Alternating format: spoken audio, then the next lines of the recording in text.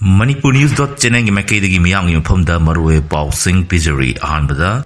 Saiton gi nganu khonda kuki militene singna basina sathaki bom attack ta ani sokle irang horokre ngarang ayu ngan ba Bisnupur district amasung Churachandpur district ki lona bada leiba Saiton nganu khonda kuki militene singna basina sathaki bom attack ahumda nupi ama yauna miyoi ani aso open nang karmatung kunja singna Saiton gi nganu kon tabalambi the security force na sariba bunker thuai na irang horokre Kuki militene singna Saiton nganu khongi khunja singi irang maram oidana lanjenaruba matung nauna mu mayumda hanjalaklaba matamachida ngarang ayu khangkhawdana pung 5 minute ni purom ta matamda ahanba oina bom attack chatharaki masigi matung pung 5 minute akaima satpa matamda ani suba bom attack chatharaki bani maduda suba oina ngarang ayu pung 4 minute ni pung 5 ta matamda bom pokai handuna mafam aduda nauna hanjalakliba khunja sing mayumdagi akiba loina lambida thonaraki haidi bom attack sing aduda miyo ani sana tomba sing amaji indibala ko Mauna ama makhong da bom mache na parmadagi aso open nangki hairi Kuki militene singna basing aduna satharaki bom attack home adu Pukokchau police station gi manung chanba Saiton amasung nganu kon area singdani hairiba area sem phom adu da deploy toriba CRPF security na cover manung chanbani hairi aso open sing adu tongan hospital da puduna lakana kre adu khoichau na khunja singna CRPF na Saiton dagi nganu kong taba thong mapal leiba CRPF ki sariba buffer zone gi bunker sing adu thugai duna CRPF ki mathak ta khunja sing gi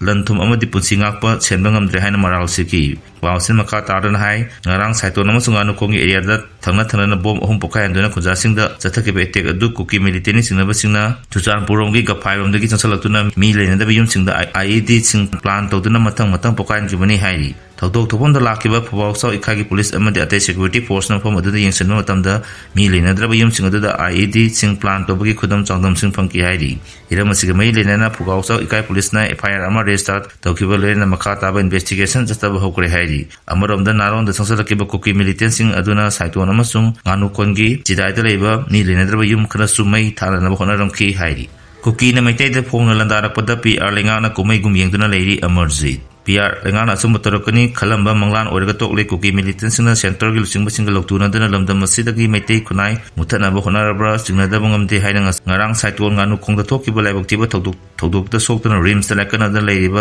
soibam sana tombagi masenupa haisnam amarjit na penda khongtorli wafam ase ngarang Saiton nganu khongda kuki militant singna hana plan tokduna thamma bom pokai ba da soktana rims hospital da lakana da leiriba soibam sana tomba apokwa angobis Saiton maning lekai amade nongthong bom indubula mapuroiba lekhidraba bisorjit hayan kon maning lekai asokba haksang yengsenba mai lena khongtokibani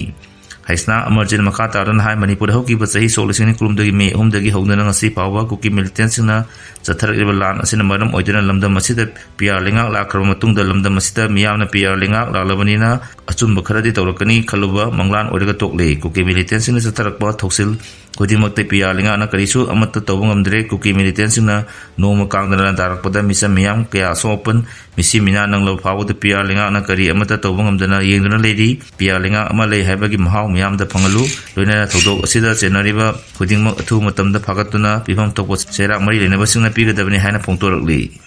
oil pump se da potyan tawbre yengsin kre State Labor Oil Pump sing the CAF NPD na masidagi surprise inspection hokre khongtang ase oil pump sing the thawran ba amadi pojan tobra haina yengsenam gidamote pangthokpani ngasi han oina Imphal East ki luang samungda leba MS Kanglei Park Service Station da yengsen ki inspection adu the CAF amadi PD gi director K Bono OSD POL Haubam Bobby Wet and Measure Department Manipur Indians Oil Corporation Limited Bharat Petroleum Corporation Limited Hindustan Petroleum Corporation Limited amadi Nayara Energy Limited ki musing na puno team oina chathakibani akatana chathagadori inspection asida quality density motor spirit amadi high speed diesel check tawbadani yong yawang thabak chatharam lawdi pamgi mathakte excel lakot pa yawna pam thingjanbagi thabak lakhotkani hairi department lakholagi thabak asida miya na corporation pirak nama appeal tobolina na karigumba niyong yawang da oil pump sing da thabak toromba thenarabadi department na pau pirak nama khangalakli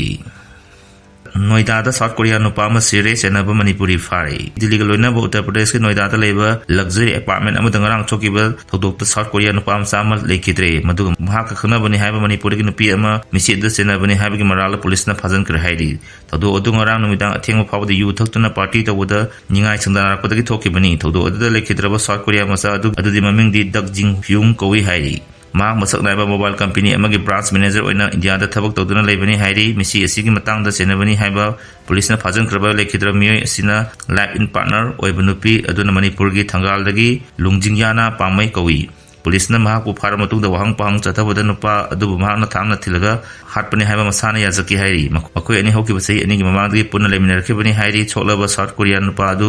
GIMS ꯍꯣꯁꯄꯤꯇꯥꯜꯗ ꯄꯨꯈꯠꯂꯛꯇꯨꯅ ꯃꯇꯨꯡ ꯗꯣꯛꯇꯔꯅ ꯑꯁꯤꯕ ꯍꯛꯆꯥꯡ ꯑꯣꯏꯅ ꯄꯨꯔꯛꯂꯦ ꯍꯥꯏꯅ ꯂꯥꯎꯊꯣꯛꯈꯤꯕꯅꯤ ꯄꯨꯂꯤꯁꯀꯤ ꯄꯥꯎ ꯃꯇꯨꯡ ꯏꯟꯅ ꯊꯧꯗꯣꯛ ꯑꯗꯨ ꯉꯔꯥꯡ ꯑꯊꯦꯡꯕ ꯐꯥꯎꯕ ꯃꯈꯣꯏ ꯑꯅꯤꯅ ꯌꯨ ꯊꯛꯃꯤꯟꯅꯕꯗ ꯋꯥꯐꯝ ꯑꯃꯗꯒꯤ ꯃꯔꯤ ꯇꯧꯔꯛꯇꯨꯅ ꯅꯨꯄꯤ ꯑꯗꯨꯅ ꯅꯨꯄꯥ ꯑꯗꯨꯕꯨ ꯃꯍꯥꯛꯀꯤ ꯃꯊꯕꯥꯛꯇ ꯊꯥꯡꯅ ꯊꯤꯟꯈꯤꯕꯅꯤ ꯊꯧꯗꯣꯛ ꯑꯗꯨꯒ ꯃꯔꯤ ꯂꯩꯅꯅ ꯅꯣꯀꯦꯂꯦꯁ ꯄꯥꯔꯛ ꯄꯨꯂꯤꯁ ꯁ꯭ꯇꯦꯁꯟꯅ ꯀꯦꯁ ꯑꯃ ꯔꯦꯖꯤꯁꯇꯔ ꯇꯧꯈ꯭ꯔꯦ ꯃꯈꯣꯏ ꯑꯅꯤ ꯍꯧꯈꯤꯕ ꯃꯇꯝ ꯀꯌꯥꯒꯤ ꯃꯃꯥꯡꯗꯒꯤ ꯌꯨ ꯊꯛꯄꯒ ꯃꯔꯤ ꯂꯩꯅꯅ ꯇꯣꯏꯅ ꯈꯠꯅ ꯆꯩꯅꯕꯒꯤ ꯊꯧꯗꯣꯛ ꯊꯣꯛꯈꯤ ꯍꯥꯏꯔꯤ ꯀꯨꯀꯤꯅ ꯀꯟꯗꯦꯝ ꯇꯧꯔꯛꯂꯤ ꯀꯨꯀꯤꯖꯣ ꯀꯥꯎꯟꯁꯤꯜꯒꯤ ꯏꯟꯐꯣꯔꯃꯦꯁꯟ ꯑꯦꯟड ꯄꯕ꯭ꯂꯤꯁꯤꯇꯤꯅ ꯊꯣꯛꯄ ꯆꯦꯔꯣꯜ ꯑꯃꯗ ꯉꯔꯥꯡ ꯁꯥꯏꯇꯣꯜ ꯑꯃꯁꯨꯡ ꯉꯥꯅꯨꯈꯨꯝꯒꯤ ꯖꯒꯥꯁꯤꯡꯗ ꯃꯁꯛ ꯈꯪꯗꯕꯁꯤꯡꯅ ꯆꯠꯊꯈꯤꯕ ꯕꯣꯝ ꯑꯦꯇꯦꯛ ꯑꯗꯨ ꯑꯀꯟꯕ ꯃꯑꯣꯡꯗ ꯀꯟꯗꯦꯝ ꯇꯧꯕꯒ ꯂꯣꯏꯅꯅ ꯁꯛꯈꯪꯗꯕ ꯃꯤꯑꯣꯏꯁꯤꯡ ꯑꯗꯨꯅ ꯑꯁꯤꯒꯨꯝꯕ ꯊꯧꯑꯣꯡ ꯆꯠꯊꯗꯨꯅ ꯕꯐꯔ ꯖꯣꯟ ꯊꯨꯒꯥꯏꯔꯕ ꯃꯇꯨꯡ ꯇꯧꯔꯛꯈꯤꯕ ꯑꯦꯇꯦꯛ ꯑꯗꯨ ꯀꯝꯃꯨꯅꯦꯜ ꯍꯥꯔꯃꯣꯅꯤꯗ ꯆꯥꯎꯅ ꯁꯤꯡꯅꯕꯅꯤ ꯃꯔꯝ ꯑꯁꯤꯅ ꯀꯅꯥꯒꯨꯝꯕ ꯃꯤꯑꯣꯏꯁꯤꯡꯅ ꯍꯥꯏꯔꯤꯕ ꯉꯝꯈꯩ ꯁꯦꯀ꯭ꯌꯨꯔꯤꯇꯤꯗ ꯐꯣꯔꯁꯅ ꯊꯝꯂꯤꯕ ꯕꯐꯔ ꯖꯣꯟ ꯑꯁꯤ ꯏꯀꯥꯏ ꯈꯨꯝꯅꯗꯨꯅ ꯀꯥꯏꯍꯟꯗꯅ ꯊꯝꯅꯕ ꯑꯃꯗꯤ ꯃꯐꯝꯁꯤꯡ ꯑꯁꯤꯗ ꯀꯝꯃꯨꯅꯦꯜ ꯍꯥꯔꯃꯣꯅꯤ ꯄꯨꯔꯛꯅꯕ ꯍꯣꯠꯅꯃꯤꯟꯅꯁꯤ ꯍꯥꯏꯈꯤ ꯒꯣꯚꯔꯟꯃꯦꯟꯠ ꯁꯦꯝꯂꯛꯄ ꯍꯥꯏꯕꯁꯤ ꯁꯦꯟꯇꯔꯒꯤ ꯃꯈꯥ ꯄꯣꯜꯂꯤ ꯁꯨꯁꯤꯟꯗ꯭ꯔꯣ